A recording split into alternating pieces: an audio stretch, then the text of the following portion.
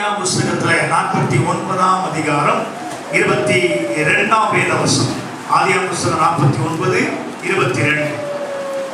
யோசேப்பு கனிதரும் செடி, அவன் நீரூற்றண்டையில் உள்ள கனிதரும் செடி, அதன் கொடிகள் சுவரின் மேல் படரும். அல்லேலூயா. யோசேப்பு கனிதரும் செடி. அல்லேலூயா. இன்றைக்கு ஒரு குடும்ப தலைவனை நாம் இன்றைக்கு பார்க்க போகிறோம். வருகிற வாரம் குடும்ப ஆராதனை தான், இல்லைன்னு சொல்லல. ஆகவே இந்த வாரம் நான் வந்துட்டேன், அடுத்த வாரம் நான் வராம என்ன டியூட்டியில இருப்பேன்னு சொல்லாதீங்க. கண்டிப்பாக வருகிற வாரத்துல நீங்க லீவு போடுவீங்களா என்ன செய்யணும்னு தெரியாது. குடும்பமாக வந்து நீங்கள் அமர வேண்டும் என்று சொன்னால் அது குடும்ப ஆராதனை. அல்லேலூயா. யோசேப்பு கனிதரும் செடி. கர்த்தருக்கு மகிமை உண்டாகட்டும். நல்லா கவனிங்க. இது ஒரு சரித்திரத்தினுடையதான பகுதியாக இருக்கிறபடினாலே அதை நான் உங்களுக்கு விளக்கி காண்பிக்க விரும்புகிறேன். ஆபிரகாமுடைய ஒரே மகன் ஈசாக்குக்கு கர்த்தர் 2 பிள்ளைகளை கொடுக்கிறார்.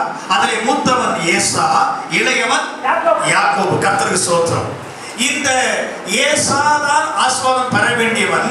ஆனால் யாக்கோபு தேவனாலே முன்குறிக்கப்பட்டு யாக்கோபு இந்த ஆசீர்வாதத்தை பெற்றுக் கொள்கிறான். யாக்கோபுடைய வாழ்க்கையில ஆண்டவர் ஆசீர்வாதத்தை கொடுக்கிற பொழுது அவருக்கு பிள்ளைகளை அவன் பெற்றெடுக்கிறான். யாக்கோபு எல்லாம் சைலண்டா இருக்கணும். யாக்கோபுக்கு எத்தனை பிள்ளைகள்? இங்க முன்னால இருக்க இந்த வாழை பிள்ளைகளை யாரும் சொல்லுங்க பார்க்கலாம். யாக்கோபுக்கு எத்தனை பிள்ளைகள்? யாக்கோபுக்கு எத்தனை பிள்ளைகள் தெரியல. சரி, இங்க யாக்கோபுக்கு எத்தனை பிள்ளைகள்? 13 இல்ல 12 தானே? கர்த்தருக்கு ஸ்தோத்திரம். நல்லா கவனிங்க. யாக்கோபுக்கு 12 பிள்ளைகள். இந்த 12வது பிள்ளைகளை இன்றைக்கு ஒருவரை குறித்து நான் வாசிச்சிருக்கிறோம். அவர் பேர் நாங்க யோசேப்பு. யோசேப்புக்கு ரொம்ப சந்தோஷமா இருக்குது. என் பேர் வருது அப்படின்னு. கர்த்தருக்கு ஸ்தோத்திரம். இந்த யோசேப்பு எத்தனாவது பிள்ளை? 11வது பிள்ளை. அல்லேலூயா. ஏன் இந்த டீச்சிங் மெத்தட்ல எடுக்கிறானா, இந்த பிள்ளை போயது அப்படியே அது உள்ளே ஏற வேணும். அப்போ ஆபிரகாம், ஈசாக்கு அப்புறம் யாக்கோபுக்கு அப்புறம் ஏசா. அதாவது ஏசா யாக்கோபு தானே. யாக்கோபு தெரிந்து கொண்டா. யாக்கோபுக்கு அப்புறம் அவனுடைய பிள்ளைகள் 12 பேர். இந்த 12 பேர்ல யோசேப்பை குறித்து இன்னைக்கு நாம் பார்க்க போகிறோம். இந்த 12 பேருடைய காரியங்கள் வாசிச்சா ரொம்ப லேட் ஆனா வாசிக்கிற பாருங்க. ரூபன் ஒருத்தன், 2வது சிமியோனு, 3வது லேவி, 4வது யூதா, 5வது வந்து செல்லோ,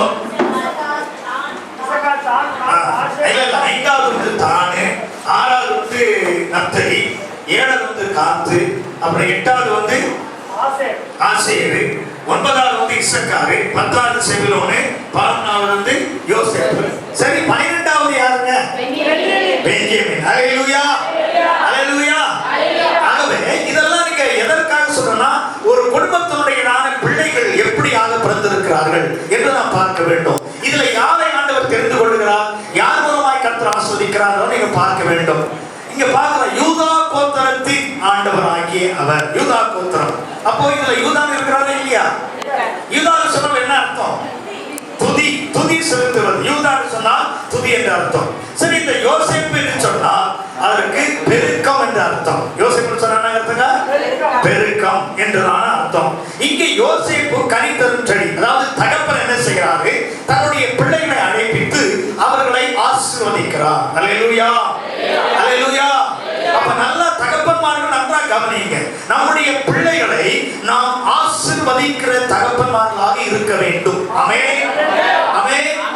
தகப்பன்மார்கள் நீங்க வேதத்தினுடைய பழைய ஏற்பாட்டுல பார்த்தீங்கன்னா தகப்பன்மார்கள் அத்தனை பேரும் அவருடைய பிள்ளைகளை ஆசீர்வதிக்கிற காரியங்கள் காண முடியும். அப்ப தகப்பன்மார்கள் நம்முடைய பிள்ளைகளை நாம் ஆசீர்வதிக்கிறதா இருக்க வேண்டும். இந்த ஆசீர்வாதத்தை பெருமடியாகித்தான் அநேக 2வது பிள்ளை கூட மூத்த பிள்ளைகளுடைய ஆசீர்வாதம் பெற வேண்டும் என்று விரும்பி கடந்து வந்தவன் தான் யாக்கோபு. கர்த்தருக்கு ஸ்தோத்திரம். சரி, இந்த தகப்பன் யாக்கோபாகிய தகப்பன் இஸ்ரவேலாய் ஆண்டவர் அவனை மாற்றின பிற்பாடு தன்னுடைய பிள்ளைகளை அவன் ஆசீர்வதிக்கிறான். அந்த பிள்ளைகளை யோசேப்பை குறித்து சொல்லுகிறான். யோசேப்பு கனிதரும் செடி, அவன் நீர் ஊற்றண்டையில் கனிதரும் செடி, அதன் கொடிகள் சுவரின் மேல் படரும். அப்ப இந்த யோசேப்பினுடையதான ஆசீர்வாதம் என்ன? நீரூற்றண்டை இருக்கிற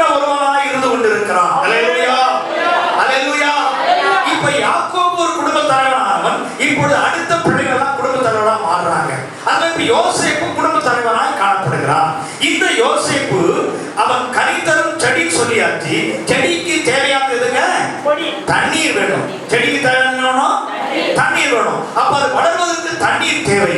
இவன் ஜீவ தண்ணீர் ஆகிய ஆண்டவருக்குரியதான ஆசீர்வாதத்தை பெற்றவனாய் இருக்கிறான்.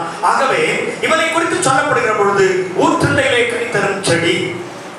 அப்புறம் வில்வீரர் அவனை மனமடி வாக்கியவர்கள் எய்து அவனை பகைத்தார்கள். ஆனாலும் அவனுடைய வில் உறுதியாய் நின்றது. அவன் புயங்கள் யாக்கோபுடைய வல்லவரின் கரங்களால் பலத்தன. அதனால் அவன் மேய்ப்பனும் இஸ்ரவேலின் கண்மலையும் ஆனான். அவனுடைய புயங்கள், இந்த ரெண்டு பகுதியில் தான் புயங்கள். அவனுடைய புயங்கள் யாராலே பெறப்பட்டதா? யாக்கோபுடைய வல்லவர், அவர்தான் ஆண்டவர், பிதாவாகிய தேவன். அல்லேலூயா, அல்லேலூயா. அப்ப யோசேப்பு தன்னுடைய தகப்பன் எப்படி ஆசீர்வாதத்தை பெற்றார், யார் மூலமாய் பெற்றார் என்பதை அவன் உணர்ந்தவனாக அவரை தன்னுடைய இருதயத்துக்கு ஏற்ற தேவனாக அவரை பிடித்துக் கொண்டார். ஆமென், ஆமென். குடும்ப பிள்ளைகளாகிய, குடும்ப தலைவராகிய நீங்கள், கர்த்தர் என்னை ஆசீர்வதிக்கிறவர், என் பிள்ளைகளை ஆசீர்வதிக்கிறவர், என் மனைவி ஆசீர்வதிக்கிற, குடும்பத்தை ஆசீர்வதிக்கிறவர் என்பதை நீங்கள் சரியாக உணர்ந்து அந்த தேவனை நீங்கள் பற்றிக் கொள்ளுகிற பொழுது உங்கள் வாழ்க்கையில கண்டிப்பாக ஆசீர்வாதம் உண்டு. அல்லேலூயா, அல்லேலூயா. ஆகவே இந்த யோசேப்பை குறித்து வேதம் சொல்லுகிறது பாருங்க. அவனுடைய வில் உறுதியாய் நின்றது. அவன் புயங்கள் யாக்கோபுடைய வல்லவரின் கரங்களால் பலத்தன. அப்ப யாக்கோபுடைய வல்லவரின் கரத்தால் பலத்தன. இதனால் அவன் மேய்ப்பனும் இஸ்ரவேலின் கண்மலையும் ஆனான். உன் தகப்பனுடைய தேவனாலே அப்படி ஆயிற்று. அவர் உனக்கு துணையாய் இருப்பார். சர்வவல்லவராலே அப்படி ஆயிற்று. அவர் உயர வானத்திலிருந்து உண்டாகும் ஆசீர்வாதங்களினாலும் கீழே ஆழத்தில் உண்டாகும் ஆசீர்வாதங்களாலும் ஸ்தானங்களும் கர்ப்பங்களும் உடைய ஆசீர்வாதத்தினாலும் உன்னை ஆசீர்வதிப்பார். மூன்று விதமான ஆசீர்வாதங்களை தகப்பன் தன்னுடைய பிள்ளைக்கு அங்கே கொடுக்கிறார். ஒன்று என்ன? பரலோகத்துக்குரிய ஆசீர்வாதம். ரெண்டு என்ன? இந்த பூமிக்குரிய ஆசீர்வாதம். மூன்று என்ன? உன்னுடைய சந்ததிக்குரிய ஆசீர்வாதம். அல்லேலூயா, அல்லேலூயா. ஒரு நல்ல ஆண்டவரை பற்றி நிற்கிற ஒரு குடும்ப தலைவருக்கு ஆண்டவர் கொடுக்கிற ஆசீர்வாதம் என்ன? ஆவிக்குரிய ஆசீர்வாதம் முதலாவது. அல்லேலூயா, அல்லேலூயா. ஆவிக்குரிய ஆசீர்வாதத்தை பெற்றுக்கொள்கிற எந்த ஒரு மகனும் அவனுடைய வாழ்க்கையில இந்த உலகத்துக்குரிய நன்மையை கண்டிப்பாய் சொந்தரித்துக் கொள்ள முடியும். அவன் கண்டிப்பாய் சொந்தரித்துக் கொள்ள முடியும். ஆண்டவர் சொல்றாரு, முதலாவது தேவனுடைய ராஜ்யத்தையும் அவருடைய நீதியையும் தேடுங்கள். அப்படிதான் செய்யலாம்.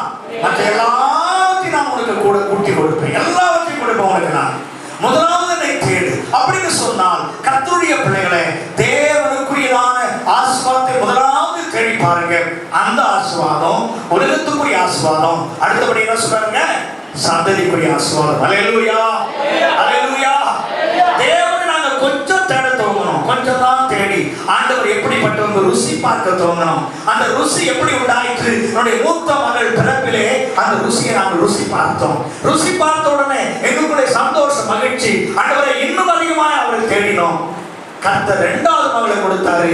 இன்றைக்கு அந்த இரண்டாவது மகளுடைய தானே பிறந்த நாளாக இருக்கிறது. அல்லேலூயா, அல்லேலூயா, அல்லேலூயா. ரெண்டு மாத்திரமல்ல, அடுத்து ஒன்று உண்டு என்று சொல்லி கர்த்தர் அற்புதம் செய்தார் எங்கள் குடும்ப வாழ்க்கையில. அதை நாங்கள் கேட்டது எப்படி கேட்டோம்? ஆண்டவரே, நீர் எங்கள் உலகத்துக்குரிய சந்ததியை கொடுத்தீரே, உம்முடைய ராஜ்யத்தை கட்டும்படியாக ஒரு மகனை எங்களுக்கு தாரும் என்று கேட்டோம். அதையும் கர்த்தர் கொடுத்தார். இன்றைக்கு கர்த்தருடைய ஊழியக்காரர்கள் முன்பாக அந்த சகோதரி இருக்கிறார். அல்லேலூயா. காரணம் என்ன தெரியுமா? தேவனுடைய ராஜ்யத்தை தான் தேடினோம். எங்களுடைய வீடு ரொம்ப ஓட்டி விட்டு, நீங்க சம்பத்து தம்பியை கூப்பிட்டு கேட்டீங்கன்னா தெரியும் எப்படி எல்லாம் அந்த வீடு இருக்கிறதுக்கு என்ன முட்டு கொடுத்திருந்தோம், என்ன மூங்கில் கொடுத்திருந்தோம், எங்க பாத்திரம் நிறைய நாங்க கட்டி வைத்திருந்தோம். அந்த தம்பிக்கு தெரியும், பழைய ஆளுலாம் தெரியும். அப்படி இருந்த வீடு தான். அந்த நிலைமையிலும் நாங்கள் தேடினது எங்கள் பிதாவாகிய தேவனை. அல்லேலூயா, அல்லேலூயா. உங்களுக்கு உலகத்துல அது இல்லை இது இல்லை சொல்லி நினைக்காதீங்க. அந்த காரியங்களை ஆண்டவர் நிச்சயமாய் கொடுப்பார், நிச்சயமாய் கொடுப்பார். சில காரியங்களை கர்த்தர் பயிற்சி கொடுக்கிறார்னா அதை நான் ஏற்றுக்கொள்வேன். அதை போல என்னுடைய பிள்ளைகளை ஏற்றுக்கொள்ள விரும்புகிறேன். அல்லேலூயா, அல்லேலூயா, அல்லேலூயா. மூத்த மகள் கொஞ்சம் கொஞ்சம் அப்படி இது பண்ணிட்டே இருப்பான். இப்படி இருக்குதா, அப்படி இருக்குது வீடு, அப்படி இருக்குது, இப்படி இருக்கணுமா, நான் இருக்கணுமா அப்படின்னு சொல்லிட்டே இருப்பான். நான் சிரிச்சுட்டே இருப்பேன். இதெல்லாம் பயிற்சி காலம், இன்னும் தெரியல, இன்னும் பயிற்சி பெறட்டாண்டவர். ஏன்னா பின்னால் ஒரு பிளஸிங் வச்சிருக்காரு ஆண்டவர் பெருசா. அல்லேலூயா. ஆகவே நான் விட்டுறது ரெடி. நீ இன்னும் சொல்லிடுவா, சரிம்மா நான் வரேன், நான் பைப் ரெடி பண்ணி கொடுக்குறேன், அது பண்ணி ரெடி பண்ணி கொடுக்குறேன் சொல்லிட்டே இருப்பேன். ஆனா இதெல்லாம் பயிற்சியின் காரணம் அவங்க உணரணும். ஆமென், ஆமென். அப்போ ஆண்டவர் நமக்கு 3 விதமான ஆசீர்வாதங்களை இதிலே கொடுத்திருக்கிறார். இந்த 3 விதமான ஆசீர்வாதம் தகப்பன் சொல்றாரு. பரலோகத்துக்குரிய ஆசீர்வாதம், வானத்துக்குரிய ஆசீர்வாதம், பூமிக்குரிய ஆசீர்வாதம், சந்ததிக்குரிய ஆசீர்வாதத்தை ஆண்டவர் இங்கே கொடுக்கிறார். உன் தகப்பனுடைய ஆசீர்வாதங்கள் உன் பிதாக்களுடைய ஆசீர்வாதங்களுக்கு மேற்பட்டதாக இருந்து நித்திய பர்வதங்களில் முடிவு மட்டும்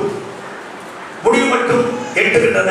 அவைகள் யோசேப்புடைய சிரசு மேலும் தன் சகோதரி விசேஷித்தவருடைய உச்சத்தல் மேலும் வருவதாக என்று சொல்லி தகப்பன் அவனை ஆசீர்வதித்தார். அல்லேலூயா, அல்லேலூயா. இப்போ யாக்கோபு தன்னுடைய பிள்ளையாகி யோசேப்பை ஆசீர்வதித்தார். அவர் முதலாவது சொல்றாரு, யோசேப்பு கனி தரும் செடி. அப்போ நாம் கனி கொடுக்கிற பிள்ளைகளாக இருக்கும்படியாகவே ஆண்டவராகிய இயேசு விரும்புகிறார். அல்லேலூயா. ஆண்டவர் அடிக்கடி அவருடைய ஓமைகளை சொல்றார். இந்த அத்திமரத்தை கனி கொடுக்க நான் போனேன், ஆனால் கனி கொடுக்கல. ஆண்டவர் அதை சமைத்து போடுறார், அது பட்டு போயிட்டு. அப்போ கனி கொடுக்கும்படியாக ஆண்டவர் அங்க பேசுகிற பொழுது என்ன சொல்றாரு, இது ஏன் தோட்டத்தை கெடுத்துட்டு இருக்குது, இதை வெட்டி போட்டு வேண்டியது. அப்ப தோட்டக்காரனாகிய இயேசு வந்து என்ன சொல்றாரு, ஆண்டவர் சொல்றாரு, தோட்டக்காரர் சொல்றாரு, அப்பா எஜமானே கொஞ்ச காலம் பொறுத்துங்க, இந்த ஆண்டு இதுக்கு நான் என்ன பண்றேன், எருவு போடுறேன், தண்ணீர் பாய்ச்சுறேன், எல்லாம் செய்து கொடுக்குறேன், அது கனி கொடுக்க பார்க்கலாம், இல்லைன்னா அதுக்கப்புறம் வெட்டி நீங்க அதை அக்கினியில போட்டுலாம் சொல்றாரு. அப்போ இன்னும் கொஞ்ச காலம், இன்னும் கொஞ்ச காலம், இன்னும் கொஞ்ச காலம் ஆண்டவர் நமக்காக கொடுத்து கொண்டிருக்கிறார். காரணம் என்ன, நாம் கனி கொடுக்கும்படியாக. அல்லேலூயா, அல்லேலூயா. அப்ப கனி கொடுக்கிற பிள்ளைகளாக நாம் காணப்பட வேண்டும். அதற்கு தான் சபை உங்களை வளர்த்து கொண்டிருக்கிறது, அதற்கு தான் சபை உங்களுக்கு காணப்படுகிறது. நான் இந்த சபை விட்டு அந்த சபைக்கு போவேன், இந்த சபை விட்டு அந்த சபைக்கு போவேன், போகலாம். ஆனா நீங்க கனி கொடுக்கலையே, கனி கொடுக்காம எந்த சபைக்கு போய் என்ன பிரயோஜனம் சொல்லுங்க. உங்களுக்காக எல்லா விதத்திலும் வளர்த்து ஆளாக்கினதான சபை விட்டு நீங்க வேறு சபைக்கு போறீங்க அப்படின்னா, அந்த சபையில நீங்க இங்கே கனி கொடுக்காதவங்க அங்க போய் கனி கொடுக்க முடியுமா? நிச்சயமா முடியாது. அப்போ கனி என்பது ஒரு தோட்டத்திலே காணப்படுகிறதானே அந்த செடியானது, அந்த தோட்டத்திலே நீ கனி கொடுக்க வேண்டும். அது எஜமானுக்கு பிரியம், தோட்டக்காரனுக்கு சந்தோஷம். அல்லேலூயா. இப்ப நீங்க என்ன பண்ணுங்க, இந்த ஆதியாகமத்தினுடைய 37ஆம் அந்த அதிகாரத்துக்குள்ளே கடந்து வாங்க. 37ஆம் அதிகாரம்,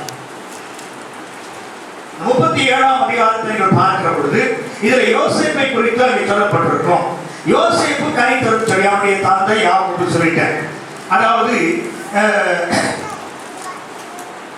யாக்கோபு ரொம்ப நேசித்த தன்னுடைய மனைவி ராகேலுக்காக அவன் 7 வருஷம் அதிகமாய் பாடுபட்டான். ஆனா அவனுக்கு கொடுக்கப்பட்டதோ ராகேல் கொடுக்கப்பட, லேயா கொடுக்கப்பட்டான். ஆகவே அவன் செய்றான், இன்னும் ஒரு 7 வருஷம் அதிகமாக பணி செய்து தான் நேசித்த அந்த ராகேலை என்ன செய்வாங்க, திருமணம் செஞ்சு கொள்றான். ஆனா ராகேலுக்கு குழந்தை பாக்கியமே கிடைக்கல. ஆகவே அவள் அதிகமாக வேதனைப்பட்டு மன்றாடுகிற பொழுது, அப்பொழுது யாக்கோபு சொல்றான், நீ ஆண்டவர் தான் உன் கர்ப்பத்தை அடைச்சு வச்சிருக்காரு, நான் என்ன பண்றதுக்கு அப்படின்னு அவன் சொல்றான். இதெல்லாம் வந்து இந்த வேதத்துடைய பகுதியில முன்னான அதிகாரங்களே காணப்படுகிறது. இப்போ ஆண்டவர் இவனுடைய அவளுடைய அங்கலாய்ப்பை கேட்கிறார். அப்பொழுது ஆண்டவர் அவனுக்கு, அதாவது அவளுக்கு ராகேலுக்கு ஒரு நல்ல பிள்ளையை கொடுக்கிறார். அவன் பேர் தான் யோசேப்பு. அல்லேலூயா, அல்லேலூயா. சிலருடைய கர்ப்பம் கர்த்தராலே அழைக்கப்பட்டிருக்கிறது என்றால் நீங்களும் கர்த்தரும் இருக்க வேண்டிய நிலை என்ன என்று நீங்கள் உணர வேண்டும். அல்லேலூயா. புருஷனை நீங்க வந்து இது சொல்லாதீங்க. உங்களுக்குள்ளே சில கர்ப்பத்தடை இருக்கிறது சொன்னால் அதை நீங்கள் கர்த்தரிடத்திலே கேளுங்க. என்ன ஆண்டவரே, எதற்காக ஆண்டவரே, எதற்காக என் கர்ப்பம் அடைபட்டிருக்கிறது, காரணம் என்ன என்பதை நீங்கள் கேளுங்கள். அல்லேலூயா. புருஷன் சைடுல வர பாருங்க, அவன் யார் அதிகமா நேசித்தான்? ராகேல் அதிகமா நேசித்தான். இளையவன் தான் ராகேல். ஆனா முறை என்ன, மூத்தவனுக்கு கல்யாணம் பண்ணவனுக்கு தான் இளையவனுக்கு கல்யாணம் பண்ணணும். இவனுடைய நேசிப்பதான் அவன் மேல இருந்தது. ஆகவே அவளுக்கு, அதாவது அவனுக்கு என்று சொல்லி மூத்தவனை திருமணம் செஞ்சு கொடுத்துட்டாங்க. அப்பதான் பாக்குறான், காலையில இருந்து பாக்குறான், மூத்தவன் நிற்கிறான், நான் விரும்பின பெண் கிடைக்கல. அவனுக்கு ஏமாற்றம், ஏற்கனவே ஏமாத்துறவன் தான், இவனையும் ஏமாத்திட்டாங்க பாருங்க. என்னவே இப்படி பண்ணிட்டீங்கன்னு அங்கலாய்க்கிறான். எப்பா மூத்தவனுக்கு வந்து இவளுக்கு கொடுக்க கூடாது அப்படின்னா, இவளுக்கு வேணா இன்னும் ஒரு 7 வருஷம் வேலை செய்ய, இவளையும் கொடுக்குறான்னு. அதற்காக அவன் என்ன செய்யறான், 7 வருஷம் வேலை செஞ்சேன். அப்ப இவருக்குள்ள என்ன இருக்குது? மூத்தவனை நேசிக்கல, இளையவர் தான் நேசிப்பான். அல்லேலூயா, அல்லேலூயா. ஆண்டவர் சொல்றார், அப்படியா உனக்குன்னு ஒரு சொத்து சம்பத்து இதுதான் வந்தாச்சு, அதுக்கப்புறம் இதை விட்டுட்டு இன்னொருக்காக நீ காத்திருந்து வேலை செஞ்சு அதுல இருந்து பிள்ளை பெற்று பாக்குறிய, இருடா அப்படியே பண்ணா இருக்க விடுடா அப்படின்ட்டார் ஆண்டவர். அல்லேலூயா. கர்த்தர் எந்த பெண்ணை கொடுக்கிறாரோ அந்த பெண்ணோட சந்தோஷமா இருக்கிறதுதான் குடும்ப வாழ்க்கையுடைய ஆசீர்வாதம். அல்லேலூயா, அல்லேலூயா. கருப்போ சவப்பான இப்போ இன்னும் ஜனங்கள் விரும்புறாங்க. என்கிட்ட வந்து கேட்பாங்க, பாஸ்டர் என் பிள்ளை இப்படிலாம் இருக்கிறான், ஆனா வந்து நம்ம கேட்கறோம் அழகா இருக்கணும், சவப்பா இருக்கணும், பார்க்கறதுக்கு நல்ல கலரா இருக்கணும் அப்படின்னு கேட்கறான் பாஸ்டர். அதே மாதிரி கொஞ்சம் பெந்தோபஸ்டா இருக்கணும். இன்னும் கொஞ்சம் பேர் சிலர் இருக்கிறாங்க, அவங்க பெந்தோபஸ்ட் வந்தாலும் சில கோஷம்லாம் விட மாட்டாங்க. பாஸ்டர் நல்ல பெண்ணா, நகை நட்டு ஒண்ணுமே வேணாம் பாஸ்டர், ஆனா எங்க ஜாதி இருக்கு பாருங்க, அந்த ஜாதி என்ன ஜாதி? நாடாத ஜாதி இருக்கு பாருங்க, அந்த நாடா ஜாதியே பார்த்து கொடுங்க பாஸ்டர். போன வாரத்தில் ஒரு சிஸ்டர் தான் சொல்லிட்டு போனாங்க, கிருபாசனத்தில் நம்புறோம். என்ன ஜாதி வேணுமா? நாடாத ஜாதி. நான் சொல்லியிருப்பேன் சிஸ்டர், நாடாத ஜாதிங்க. ஆண்டவர் நாடாத ஜாதியை வேணும் தெரியா அப்படின்னு கேட்டுப்பேன். எனக்கு வேற நிறைய காரியம் இருந்து கத்திரி சோதரம். அல்லேலூயா, அல்லேலூயா. என்ன பண்றது, மல்லிகையே ஜாதியை வச்சுட்டான், ஜாதி மல்லிகை வச்சுட்டாங்க மனுஷன். சரி போகட்டும். அப்போ பாருங்க, எதை ஆண்டவர் உங்களுக்கு என்று கொடுக்கிறாரோ அதில் திருப்தி அடைகிற பிள்ளைகளாக சகோதரனாகி நீங்கள் காணப்பட வேண்டும். அல்லேலூயா, அல்லேலூயா. எங்க அத்தை கூட நான் கல்யாணம் பண்ணா எப்படி தான் இருந்திருப்போம், எப்படி ஒரு கல்யாணம் பண்ண வைப்பாரு பொண்டாட்டி பேசுவார் சண்டைங்க. எங்க அத்தை பொண்ணை கல்யாணம் பண்ணினா எப்படி இருந்திருக்கும் தெரியுமா? அப்படி பாருங்க. ஆகவே நீங்கள் செய்கிற தவறு வந்து இருக்கிறது, அது நிமித்தமாக உங்கள் மனைவி கர்ப்பமாக கூட கர்ப்பம் பெறாமல் கூட இருக்கலாம். அதனால நீங்க மனசுல வச்சு கொடுங்க. அல்லேலூயா, அல்லேலூயா. இப்ப பாருங்க, இப்ப ஆண்டவருடைய கர்ப்பத்தை திறக்கிறார். ஆகவே முதலாவது ஒரு பிள்ளை கொடுக்கிறார். அந்த பிள்ளை பேர் தான் யோசேப்பு. அல்லேலூயா, அல்லேலூயா. காத்திருந்தாலும், ரொம்ப கஷ்டப்பட்டாலும், கண்ணீர் விட்டாலும், எனக்கு இன்னும் பிள்ளை பிறகு சொல்லி நீ அங்கலாய்த்தாலும் உனக்கு ஒரு ஆசீர்வாதத்தை கர்த்தர் வைத்திருக்கிறார் என் அன்பரான சகோதரியே, சகோதரனே. அந்த ஆசீர்வாதம் நல்ல ஒரு ஆண்டவருக்கு கனி கொடுக்கிற ஒரு பிள்ளையை நிச்சயமாய் பெற்றெடுப்பாய். ஆமென், ஆமென். ஆகவே கர்த்தருக்குரிய பங்கிலே முதன்மையாக இருங்க, அதிகமா தாழ்த்து, அதிகமாக ஒப்பு கொடுங்க. கணவன் மனைவிக்குள்ள இருக்கிறதான அந்த அன்பு நேசமானது எந்த விதத்திலும் பிரியப்படாது, எந்த விதத்திலும் ஒருத்தர் தாக்கு சொல்லக்கூடாது, ஒருத்தர் எரிஞ்சு விடக்கூடாது, ஒருவரை விட்டு கொடுக்கணும். எப்படி வாழ்க்கிறாங்க எல்லாவற்றிலும் உண்மையாக இருக்க நிச்சயமாய் கர்த்தரை ஆசீர்வதிப்பார். அல்லேலூயா. இப்படியாக இந்த யாக்கோபுக்கு இந்த யோசேப்பு பிறந்து அவன் வளர்ந்தான். பிறக்க பொழுது இப்ப கவனியம் 17 வயசு. 17 வயசு என்னங்க? 17. என்ன வயசு அது? டீனேஜ். என்ன பேர் என்னங்க? டீனேஜ். டீனேஜ்ல கொஞ்சம் ஆட்டம் பாட்டெல்லாம் போடுறது உண்டு ஜனங்க பிள்ளைங்க. அது வந்து டீனேஜுக்கு நீங்க வர்றதுக்கு முன்னாலேயே உங்களை கரெக்டா கேர் பண்ணி ஒழுங்குபடுத்தி வளர்க்கும்படியாக சபை இருக்குது. அதுக்கு தான் இங்க ஆலயத்துக்கு கொண்டு வாங்க, பிள்ளைங்களை கொண்டு வந்து விடுங்க, அவங்க ஒரு வேலை செய்யட்டும், இங்க பாடட்டும், செபிக்கட்டும். காலையில இன்றைக்கு நிறைய சோதர பிள்ளைகளை ஏறெடுத்தாங்க, நிறைய பிள்ளைகள் சேர்ந்து சோதர பிள்ளையை ஏறெடுத்தாங்க. இப்படி நான் வளர்கிற பொழுது இந்த யோசேப்பை போல இந்த 17 வயதுல ஆண்டவருடைய ஆசீர்வாதத்தை பெற்றுக் கொள்ள முடியும். அல்லேலூயா, அல்லேலூயா. நேரம் கிடைக்கிற நேரத்துல வாலிப பிள்ளைங்க என்ன செய்யுங்க, தேவாலயத்துல வந்து கர்த்தரை துதிங்க, கர்த்தரை மையப்படுத்துங்க. அல்லேலூயா, அல்லேலூயா. துதிக்க, பேச, ஆண்டவரோடு காணப்பட இந்த யோசேப்பை போல நீங்கள் ஆசீர்வதிக்கப்பட முடியும். ஆமென். யோசேப்பு ஆசீர்வதிக்க காரணம் என்ன? தகப்பன் தாயுடைய ஆசீர்வாதம் வந்தாலும் அந்த ஆசீர்வாதத்துக்கு பாத்திரமாக அவன் தன்னை அர்ப்பணித்தான், ஒப்பு கொடுத்தான். ஆமென், ஆமென். அந்த ஆசீர்வாதத்துக்கு பாத்திரமாக ஒப்பு கொடுத்தான். பாருங்க, இந்த யோசேப்பு என்ன செய்யறான் பாருங்க, இவனுக்குள்ளே காணப்பட்ட ஒரு ஆசீர்வாதம் 2வது வேதவசனம் சொல்லுகிறது. யாக்கோபின் சந்ததியில் யோசேப்பு 17 வயதிலே தன் சகோதரனுடைய ஆடுகளை மேய்த்துக் கொண்டிருந்தார். அந்த இளைஞன் சிறுபால் என்னும் தன் தகப்பனுடைய மறுமொழியாட்டிகளின் குமாரோட இருந்து அவருடைய துன்மார்க்கத்தை தன் தகப்பனுக்கு சொல்லி வருவான். நல்ல கவனிங்க. 17 வயதுல தன் சகோதரனுடனே சேர்ந்து ஆடுகளை மேய்த்துக் கொண்டிருந்தான். இவனுக்கு மேல 10 பேர் இருக்கிறாங்க. 10 பேர் சேர்ந்து ஆடுகளை மேய்க்கதான் தொழிலை செய்து வந்தாங்க. அதோடு சேர்ந்து இவன் என்ன செய்த ஆடுகளை மேய்த்து கொண்டிருந்தான். ஆனால் தன்னுடைய தகப்பனுடைய மறுமனையாட்டியாருடையதான அந்த துன்மார்க்கத்தை குறித்து தன்னுடைய தகப்பனிடத்திலே சொல்லி வருகிறான். அல்லேலூயா, அல்லேலூயா. சொல்றது கரெக்டா தப்பா? சொல்றது கரெக்ட். ஏங்க அந்த மற்ற பிள்ளைகள் கெட்டு போகாம, சகோதரர்கள் கெட்டு போகாமல் தகப்பன் அவரை சரியான விதத்தில் வளர்க்கும்படியாக தகப்பனிடத்துல போய் சொல்றான், அப்பா இப்படி எல்லாம் செய்யறாங்க, துன்மார்க்க ஜீவிக்கிறாங்க, ஆகவே நீங்கள் அவர் திருத்துங்கன்னு சொல்லி சொல்றான்.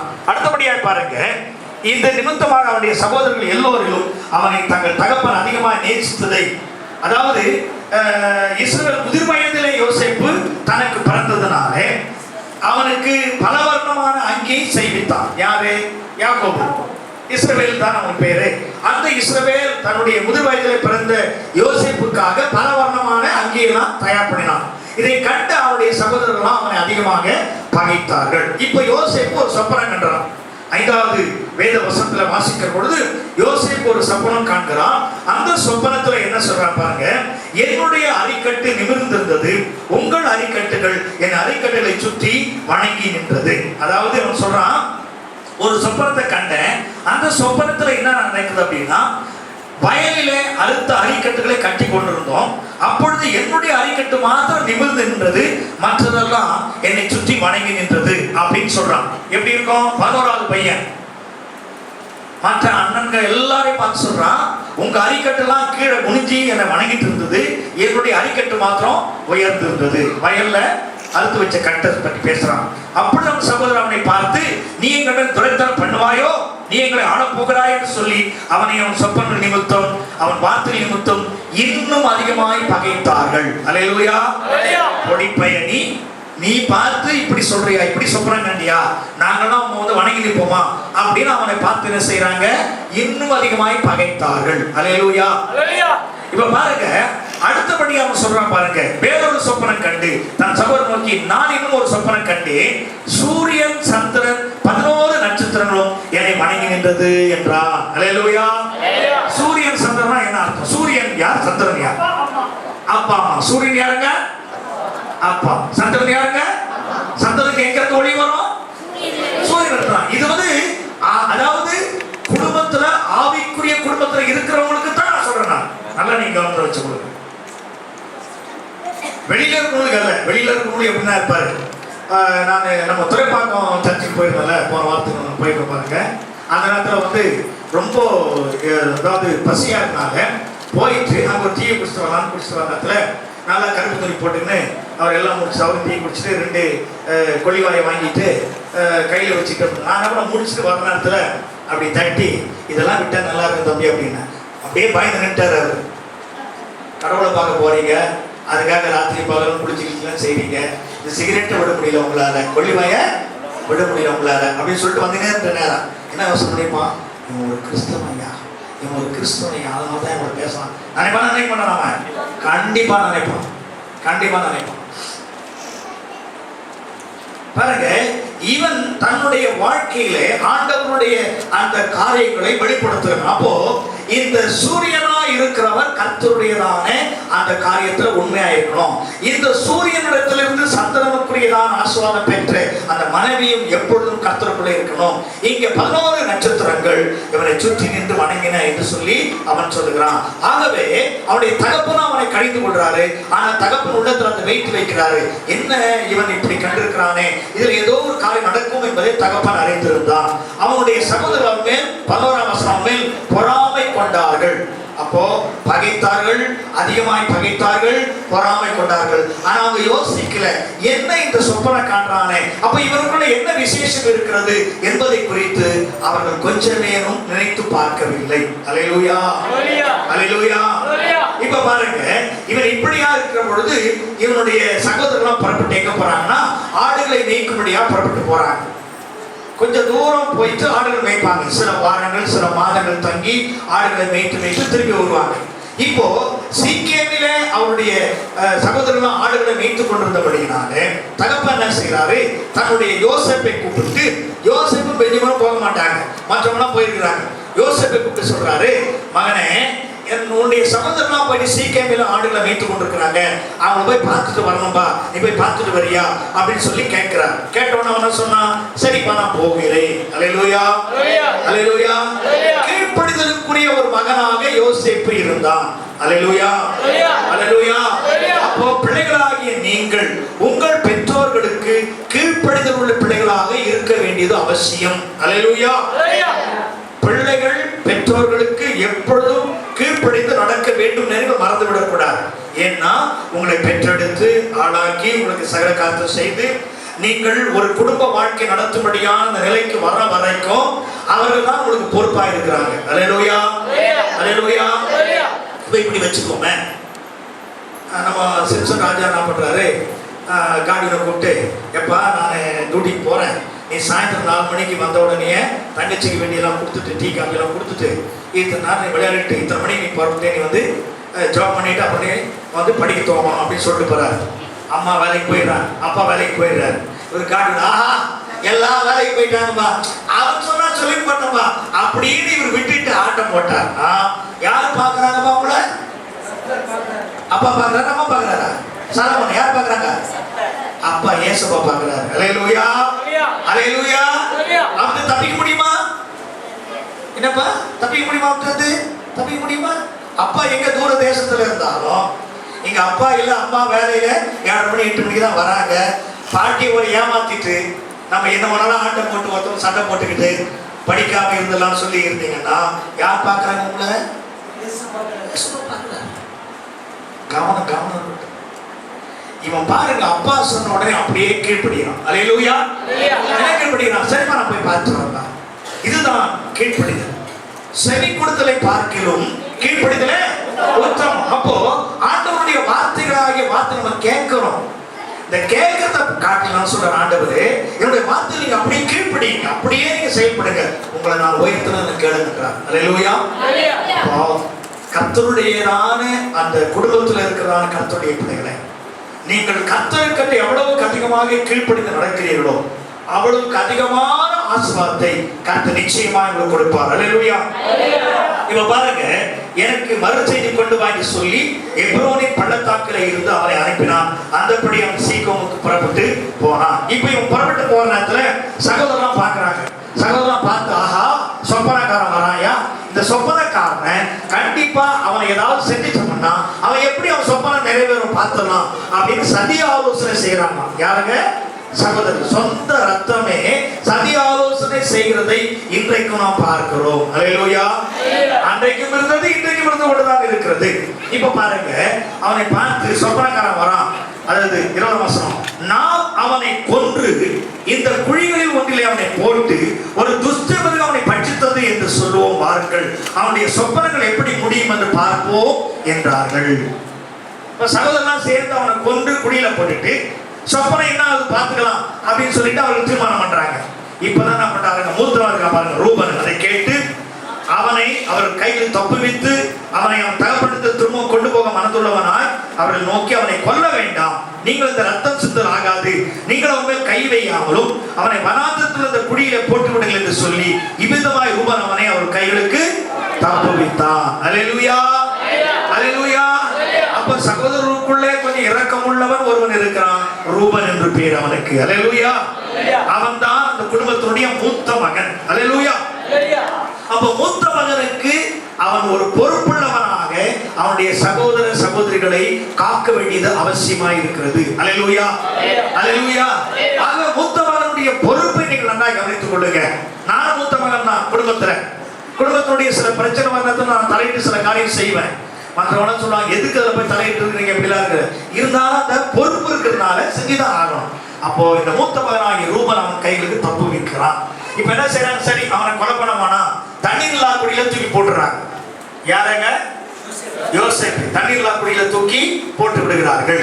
இப்போ போட்டுட்டு இந்த நேரத்தில் அவன் விட்டுட்டு ஒரு சின்ன ஆட்டுக்குட்டி அழிச்சு அவனுடைய துணி எடுத்து அவனுடைய துணி எடுத்து அதனால ரத்தத்தெல்லாம் பூசி சொல்லுவாங்க. அதுக்கெல்லாம் அந்த அந்த மூளை ரொம்ப அதிகமா வேலை செய்யும், வஞ்சகமான மூளை. அந்த மூளை எப்போ ஏதேன் தோட்டத்தில் வந்த மூளை, அந்த மூளை அவன் பாருங்க அப்படியே போட்டு அவன் பண்ண காக்கலாம் பிளான் பண்ணிட்டாங்க. இந்த நேரத்துல பாருங்க, யூதான் ஒரு சகோதரன் இருக்கிறான் அல்லவா, அவன் என்ன செய்யறான், இவனுடைய சகோதரனை பார்த்து இந்த குழியிலே போட்டு அவன் செத்து போக வைக்கவானா, ஒண்ணு செய்வோம். என்ன செய்யறான் பாருங்க, 26ஆம் வசனம். அப்பொழுது யூதா தன் சகோதரனை நோக்கி, நாம் நம்முடைய சகோதரனை கொன்று அவன் ரத்தத்தை வரட்டினால் லாபம் என்ன, அவனை இந்த இஸ்மவேலருக்கு விற்று போடுவோம் வாருங்கள், நமது கை அவன் படாதிருப்பதாக, அவன் நம்முடைய சகோதரன் நம்முடைய மாம்சமாய் இருக்கிறானே என்றான். அவன் சகோதரர் அவனுக்கு சொல்லுக்கு இணங்கினார்கள். அந்த வர்த்தகரான மீதியாளர் கடந்து போகிற பொழுது அவர்கள் யோசேப்பு அந்த குழியிலிருந்து தூக்கி எடுத்து அவனை இஸ்மவேலர் கையில 20 வெள்ளிக்காசுக்கு விற்று போட்டார்கள். அவர்கள் யோசேப்பை எகிப்துக்கு கொண்டு போனார்கள். அல்லேலூயா, அல்லேலூயா. நல்லா இப்ப யோசேப்பினுடைய சரித்திரத்தை நம்ம பார்த்துட்டு வரோம். யோசேப்பு எத்தனாவது பிள்ளை, அவனுடைய குணங்கள் என்ன, அவன் எப்படி தன் தகப்பன் தாய்க்கெல்லாம் கீழ்ப்படிந்திருந்தான், இப்ப தன்னுடைய சகோதரரால் எப்படி அவன் பகைக்கப்பட்டான், ஆண்டவர் அவன் கொடுத்த சொப்பனம் என்ன, சொப்பனத்தினுடைய காரியங்கள் நிறைவேறுவதற்கு எப்படியெல்லாம் அவனை ஆண்டவர் புடமிடுகிறார், அதற்கு அவன் தன்னை ஒப்பு கொடுக்கிறான். ஒருவேளை அவன் தன்னுடைய சகோதரரை பார்த்து கெஞ்சிருக்கலாம், என்னன்னா என்ன தூக்கி போடுறேன் குடியில் கேட்கவே இல்லை, அவன் தூக்கி போட்டு அப்படியே இருந்தான். ஆனால் கர்த்தர் அவனோடு கூட இருந்தபடினாலே ரூபன் மூலமாக, அதாவது யூதா மூலமாக குழியில் இருந்து மேலே ஏற்றப்படுகிறான். அல்லேலூயா. ஆனா ரூபன் சும்மா இல்ல, இவனை எடுத்து என்ன பண்றாங்க, இஸ்மவேலருக்கு விற்று போட்டுறாங்க. வித்து, அதாவது 20 வெள்ளிக்காசு வித்த உடனே அவர்கள் அவனை கூட்டிக் கொண்டு எகிப்து போயிடுறாங்க. இப்ப ரூபன் வந்து குழியில பாக்குறான், ஏன்னா தப்பு வைக்க நினைக்கிறாங்களவா, குழியில பார்த்தா அவனை காணும். ஐயோ அந்த தம்பியை வந்து கொண்டு போட்டான்னு சொல்லி அவன் அதிகமாக தன்னுடைய வஸ்திரங்கள் எல்லாம் கிழித்துக் கொள்கிறான் ரூபன். நீங்க படிச்சுன்னா தெரியும், கர்த்தருக்கு ஸ்தோத்திரம். இப்ப பாருங்க, யூதா மூலமாக அவன் மறுபடியும் காப்பாற்றப்பட்டு இஸ்ரவேலருக்கு அவன் விற்கப்பட்டு எகிப்துக்கு செல்லுகிறான். அல்லேலூயா. இப்ப எகிப்துக்கு வந்த உடனே அவங்க கொண்டு வந்து என்ன செய்யறாங்க, அங்கிருந்து 36ஆம் வசனம்.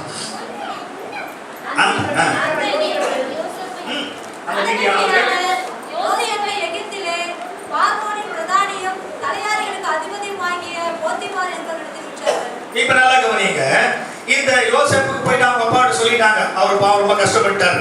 இப்ப மீதியானவர் யோசேப்பை எகிப்து பார்வோனின் பிரதானியும் தலையாரிகளுக்கு அதிபதியுமான போர்த்திபார் என்பவரிடத்திலே விற்று போட்டார்கள். யோசேப்பு பாருங்க, கனவு கண்டான், அப்பாவுடைய செல்ல பிள்ளையாக இருந்தான், அவனுக்கு தான் எல்லாமே அப்பா கொடுத்தாரு, ஸ்பெஷல் கிஃப்ட் எல்லாம் கொடுத்தாரு, எல்லாம் கொடுத்து வந்தாரு. ஆனா அவனுடைய வாழ்க்கை நிலை இப்பொழுது மாறி போயிற்று, அடிமையாகவே அவன் விற்கப்பட்டான். அல்லேலூயா, அல்லேலூயா. அவன் யோசேப்பு ஆண்டவர்கிட்ட கேள்வி கேட்டிருக்கலாம், என்னப்பா நான் உதான பற்றி கொண்டிருந்தேன், உதான பயந்திருந்தேன், 17 வயசுல நான் எல்லாத்துக்கும் உனக்குன்னு நான் காணப்பட்டேனே, என் சகோதரலாம் சேர்ந்து நான் ஆடுகளை மேய்த்தேனே, எனக்கு நீ சொப்பனை காண்பித்தேன், நான் சொன்னேன், அப்படிதானே செஞ்சேன், நான் என்ன தப்பு பண்ணேன் என்றெல்லாம் அவன் புலம்பி இருக்கிறான். ஆனால் எல்லாவற்றுக்கும் அவன் தன்னை அர்ப்பணித்தான். அல்லேலூயா.